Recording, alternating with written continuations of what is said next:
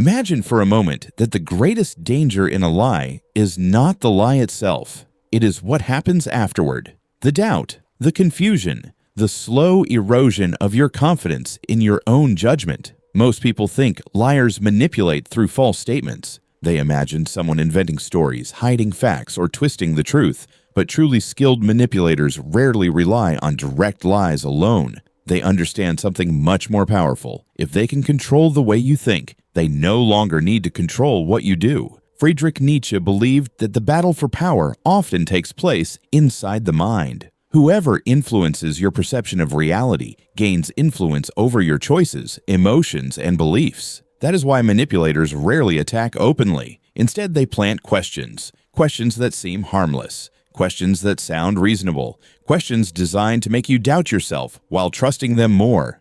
And once that process begins, many people don't even realize it is happening. One of the most common questions is surprisingly simple. Are you sure that's what happened? At first, it appears innocent. After all, memory is not perfect. Everyone forgets details from time to time. But when this question is repeated again and again, something begins to change. You stop trusting your own recollection. You replay events in your mind. You search for mistakes. You wonder whether you misunderstood what you clearly saw.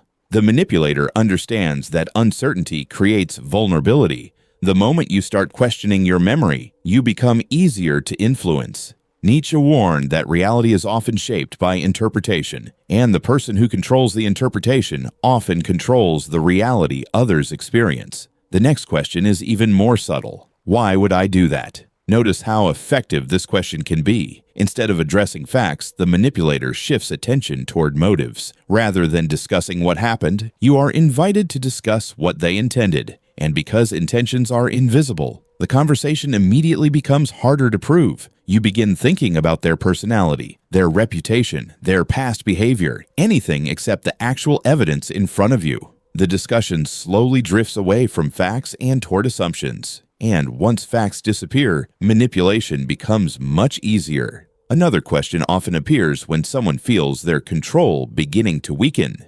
Don't you trust me? This question creates emotional pressure. It transforms a search for truth into a test of loyalty. Suddenly, asking reasonable questions feels like betrayal. Doubt becomes disrespect. Curiosity becomes suspicion. The manipulator wants you to believe that trust and critical thinking cannot exist together, but healthy trust never fears honest questions. In fact, genuine trust grows stronger when people are transparent. Only deception demands blind faith. Nietzsche believed that individuals become dangerous when they seek obedience instead of understanding, and that is exactly what this question attempts to achieve. The fourth question often arrives when contradictions begin to appear. Why are you making such a big deal out of this? This question minimizes your concerns. It suggests that the issue is not important. It implies that your reaction is excessive, and little by little, you begin feeling embarrassed for caring. The manipulator is no longer defending their behavior. They are attacking the importance of the problem itself.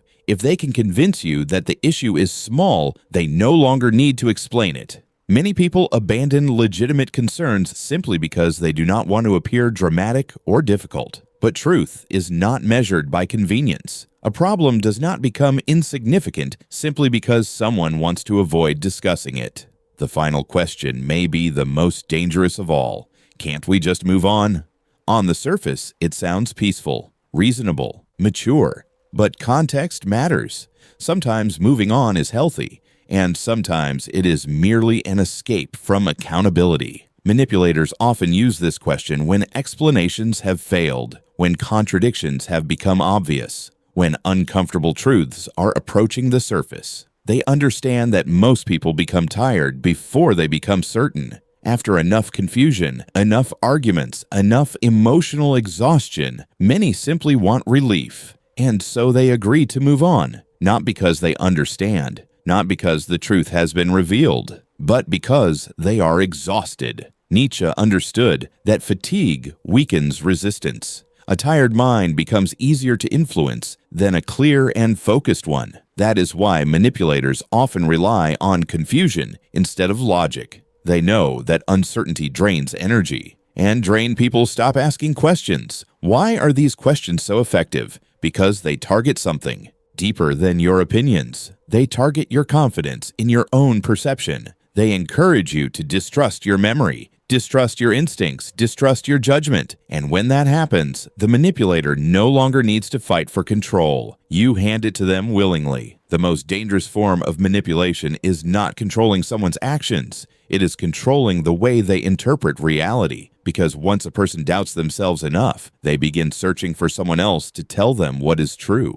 That is where dependence begins. And that is where manipulation becomes power. Nietzsche believed that genuine strength does not come from dominating others. It comes from maintaining clarity in a world filled with confusion. The strongest individual is not necessarily the loudest, not necessarily the most intelligent, not necessarily the most aggressive. The strongest person is often the one who remains connected to reality when everyone around them is trying to distort it. So the next time someone asks a question that leaves you feeling strangely uncertain, pause for a moment. Observe carefully. Ask yourself whether they are seeking truth or shaping perception, because not every question is designed to discover an answer. Some questions are designed to plant doubt. Some questions are designed to redirect attention. And some questions are carefully crafted to take control of your mind. The moment you learn to recognize them, you become far more difficult to manipulate. And in a world where influence is everywhere, clarity remains one of the rarest forms of power.